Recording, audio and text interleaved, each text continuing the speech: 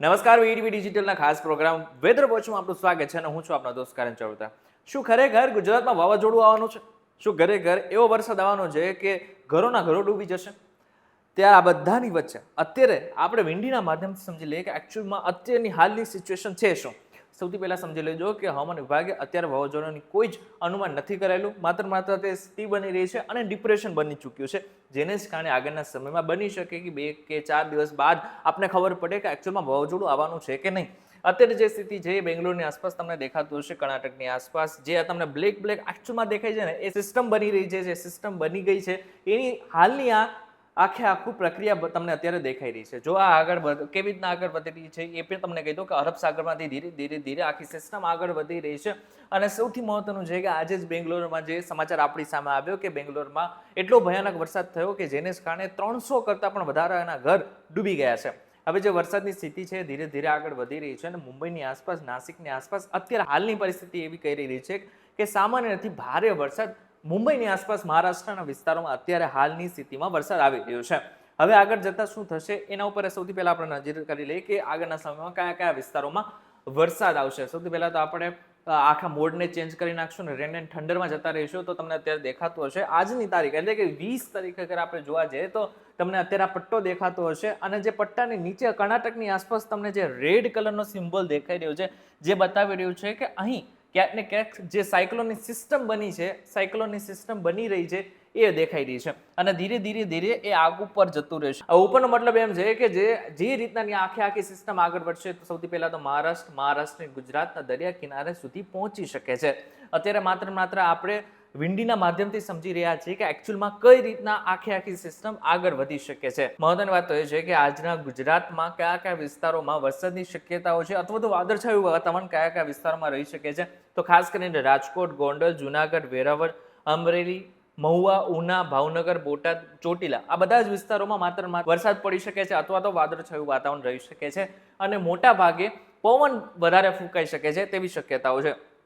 પરંતુ નીચે બાજુ જોવા જઈએ તો સુરત, વલસાડ, ભરૂચ આ બધા જ વિસ્તારો છે કે જ્યાં પણ વાદળછાયું વાતાવરણ અને એની સાથે છૂટો છવાયો વરસાદ દેખાઈ શકે છે. પરંતુ નાસિક અને મુંબઈની આસપાસના વિસ્તારોમાં તમને જે લાલ કલરનો દેખાઈ રહ્યો છે એ બતાવે છે કે ત્યાં ખાસ કરીને આજના દિવસ દરમિયાન સારો એવો વરસાદ પડી શકે છે. અને હવામાન વિભાગનું તો એવું પણ કહેવું છે કે આ મહિનાની એન્ડ સુધીમાં વાવણી લાયક વરસાદ પણ ગુજરાતમાં થઈ શકે છે. હવે ગુજરાતના મેપને તમે શાંતિ જોઈ લીધો હશે. બુધવારે કયા રીતનાની વરસાદ હશે તો 21 તારીખે ખાસ કરીને આખા દિવસ દરમિયાન સુરતની આસપાસ અને દક્ષિણ ગુજરાતમાં મોટે ભાગે આજે સિસ્ટમ સક્રિય થયેલી છે ને એની આખી અસર દેખાઈ શકે છે. એક વખત આખો મેપને નાનું કરી નાખીશું જેથી આપના એકચ્યુઅલમાં જે સિસ્ટમ આગળ વધી રહી છે કેવી રીતના આગળ તમને દેખાતું હશે કે બેંગ્લોરની આસપાસ ગઈકાલે એટલે કે 20 તારીખે સિસ્ટમ હતી, 21 તારીખે પહોંચતા લગભગ મુંબઈની આસપાસ આ જે આખી સિસ્ટમ છે ને એ બનેલી દેખાતી હશે. હવે ત્યાં ને ત્યાં આપણે રાખીશું ને આખું 22 તારીખે જઈશું તો 22 તારીખ આપણે ખબર પડશે કે 22 તારીખે સિસ્ટમ આસપાસના વિસ્તારોમાં ફરી રહી છે. 22 તારીખ, 23 તારીખ, 24 તારીખ આખી સિસ્ટમ આ જ દિવસોમાં ક્યાંક ને ક્યાંક ગુજરાતને પણ સીધી અસર કરશે. 22 તારીખે જતાં આપણે ખબર પડશે કે જો ગુજરાતમાં ખાસ કરીને સુરત અને વલસાડના આસપાસનો જેટલો પણ વિસ્તાર હશે ત્યાં વરસાદ આવી શકે છે. મહારાષ્ટ્રમાં ખાસ કરીને મુંબઈ અને નાસિક આ બે એવા વિસ્તારો હશે કે જ્યાં ખાસ કરીને વરસાદ અથવા તો વધારે પડતો પવન દેખાઈ શકે છે. 23 તારીખ ઉપર જતા રહીશું. 23 તારીખે ખાસ કરીને ગુજરાત માટે મહત્વનો એટલા માટે ગણી શકાય કારણ કે સૌરાષ્ટ્રમાં સૌથી વધારે વરસાદ આવે તેવી શક્યતાઓ 23 તારીખે દેખાડવામાં આવી રહી છે. 23 તારીખે ચોટીલા, રાજકોટ, જસદણ, ગોંડલ, અમરેલી, જુનાગઢનો કેટલોક ભાગ, ભાણવડ, જામનગર, મોરબી, સુરેન્દ્રનગર, બોટાદ, ભાવનગર, ફરી એકવાર અલંગ, મહુવા આ બધા જેવા વિસ્તારો છે કે જ્યાં વરસાદ પડી શકે છે. મધ્ય ગુજરાતની વાત કરીએ તો મધ્ય ગુજરાતમાં અમદાવાદ સહિતના વિસ્તારોમાં આમ તો કોઈ ખાસ કરીને વરસાદ નથી દેખાઈ રહ્યો પરંતુ બની શકે કે છૂટોછવાયો વરસાદ આવી શકે છે. બીજી બાજુ જો ઉત્તર ગુજરાતની આખો વિસ્તારનો તમે જોઈ શકો છો, ઉત્તર ગુજરાતમાં ખાસ કરીને વરસાદ આવી શકે છે. આ બધું જે સિસ્ટમ સક્રિય થયેલી છે એને હિસાબે આખું વાતાવરણ પલટાઈ શકે છે. આને પ્રી મોન્સૂન એક્ટિવિટી તરીકે ગણવામાં આવી રહી છે કે બની શકે કે આગળના સમયમાં હજુ જે પ્રી મોન્સૂન એક્ટિવિટી છે લાંબો સમય સુધી રહે અને આખા મે મહિના દરમિયાન ખાસો એવો વરસાદ પડી શકે છે. તમને જણાવી દઉં કે અગાઉ પણ હવામાન વિભાગે કહી દીધું છે કે 10 જૂનની આસપાસ લગભગ મોટા ભાગના મુંબઈના વિસ્તારોની આસપાસ અને કદાચ દક્ષિણ ગુજરાતમાં પણ વરસાદ એટલે કે ચોમાસું બેસી શકે છે. તમને આજનું 23 તારીખનું બતાવી દીધું. 24 તારીખે એકવાર આવતા આવતા આપને ખબર પડશે કે 24 તારીખે શું સ્થિતિ બની રહી છે. 24 તારીખે ખાસ કરીને ગુજરાતના દરિયાકાંઠાના જેટલા પણ વિસ્તારો હશે ને ત્યાં એની અસર જોવા મળી શકે છે.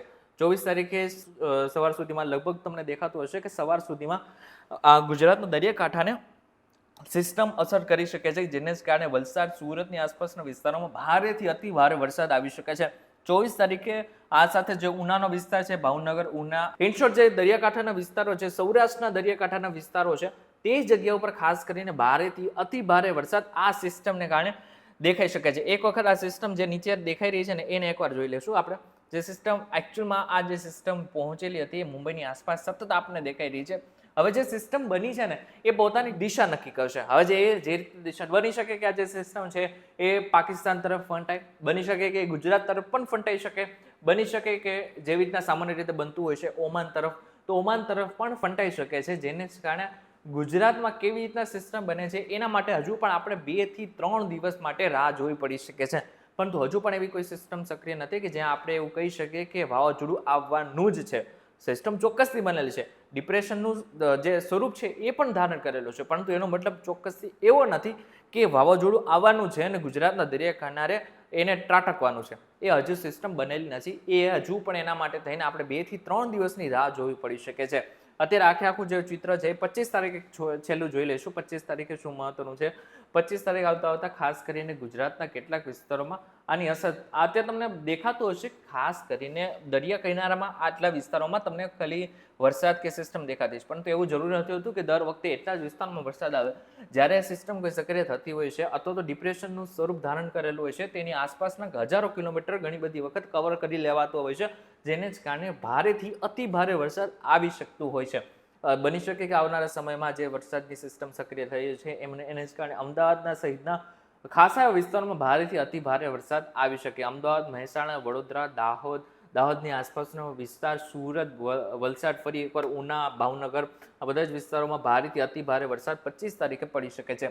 હવે થંડરસ્ટોર્મ એટલે કે વાતાવરણમાં ભારેથી અતિ ભારે વરસાદ જ્યાં વાત કરી રહ્યો છું એ સિસ્ટમ કઈ રીતની આગળ વધી શકે છે 21 તારીખ ઉપર લઈ જાય. 21 તારીખ આખું જે આખો ખેલ છે એ 21 તારીખ એકચ્યુઅલમાં શરૂ થતું હોય છે. જેવી રીતના તમને દેખાતી હશે તમારી સ્ક્રીન ઉપર આ જે રેડ પટ્ટો અથવા તો તમને જે ગ્રીન પટ્ટો દેખાઈ રહ્યો છે, બેઝિકલી એટલું છે કે જે સિસ્ટમ છે એ કેવી રીતના આગળ વધી રહી છે. 21 થી 22 તારીખ ઉપર ખાસ કરીને અમદાવાદનો વિસ્તાર ફરી એકવાર જોઈ રહીશું, ઝૂમ કરીને જોઈશું.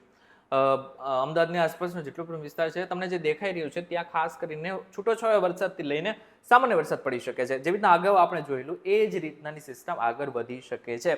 22 તારીખ ઉપર જતા રહીશું. 22 તારીખ શું કહી રહ્યું છે? 22 તારીખે સામાન્ય 22 તારીખ ફરી એકવાર 23 તારીખ ઉપર જતા આપણને ખબર પડશે કે દરિયાકાંઠાના વિસ્તારોમાં એક વખત 23 તારીખના સાંજના હિસાબે જો વાત કરીએ તો સાંજ સુધીમાં લગભગ મોટા ભાગના અમદાવાદની આસપાસના વિસ્તારોમાં અને થાન, સુરેન્દ્રનગર એટલે કે સૌરાષ્ટ્રનો જે વિસ્તાર છે ત્યાં ભારેથી અતિ ભારે વરસાદ આવી શકે છે. મહત્વની વાત તો એ છે કે આ માત્ર આપણું સૌરાષ્ટ્ર નથી, મધ્યપ્રદેશની આસપાસના વિસ્તારોમાં ક્યાંક આ જ સિસ્ટમની અસર જોવા મળી રહી છે. એટલે કે ત્યાં પણ આ જ રીતનાનો વરસાદ આવી શકે છે.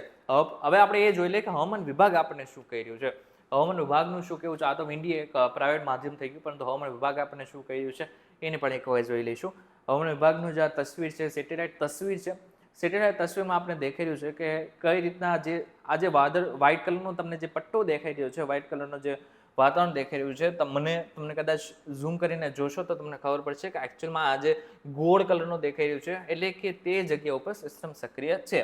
હવે ગુજરાતમાં કયા વિસ્તારોમાં આવનારા સમયમાં વરસાદ આવશે એની માહિતી મેળવી લઈએ. ખાસ કરીને જો ગુજરાતની વાત કરીએ તો ગુજરાત માટે પણ મહત્વનું છે, કારણ કે ઘણા બધા ખેડૂતોને ચિંતા છે કે આવનારા સમયમાં કેવો વરસાદ આવશે. જો ગુજરાતની વાત કરીએ તો જો આજે 20 તારીખની વાત કરીએ તો રાજકોટ, જુનાગઢ, ગીર સોમનાથ, અમરેલી, ભાવનગર, ખેડા, આણંદ, વડોદરા, ભરૂચ, સુરત, તાપી, નવસારી આ બધા જેવા વિસ્તારો છે કે જ્યાં સામાન્ય વરસાદ પડી શકે છે.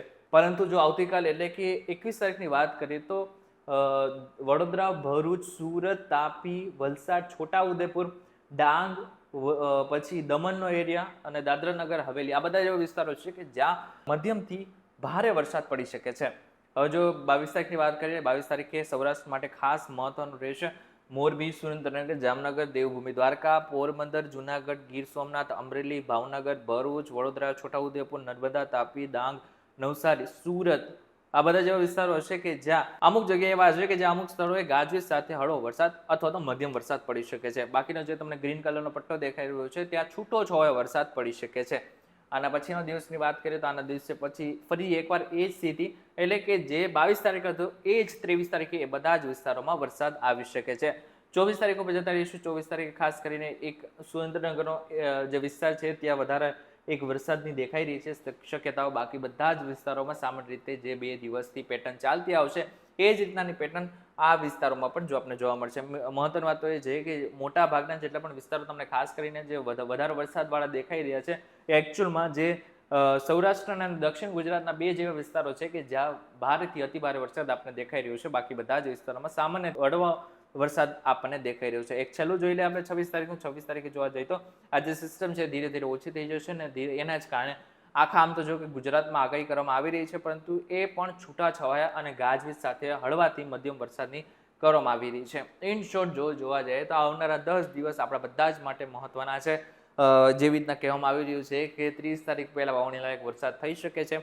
હવે વાવાઝોડાની જે સિસ્ટમ બને એ આપણે 2 દિવસમાં આપણે ખબર પડી જશે અને અમારા માધ્યમથી તમારા સુધી એ માહિતી પણ પહોંચી જશે. પરંતુ આ જે 5 થી 7 દિવસ છે એ આપણા માટે મહત્વના છે. ખાસ કરીને જે જગ્યાઓ પર વધારે વરસાદ આવે ત્યાં તંત્ર શું કર્યું છે એના ઉપર આપણી ખાસ નજર રહેશે અને આગળના સમયમાં કેવો વરસાદ પડશે એના ઉપર પણ ખાસ કરીને નજર રહેશે. ત્યારે આ બાબતને લઈને તમારું શું કહેવું છે અમને જરાક કોમેન્ટ કરીને ચોક્કસથી કહેજો. વિડીયો થકી જો તમને કોઈ ઇન્ફોર્મેશન મળી હોય તો વિડીયો લાઈક અને શેર જરૂરથી કરજો. તથા આવા જ ઇન્ફોર્મેટિવ વિડીયોઝ માટે વીટીવી ડિજિટલ સાથે જોડાયેલા રહેજો.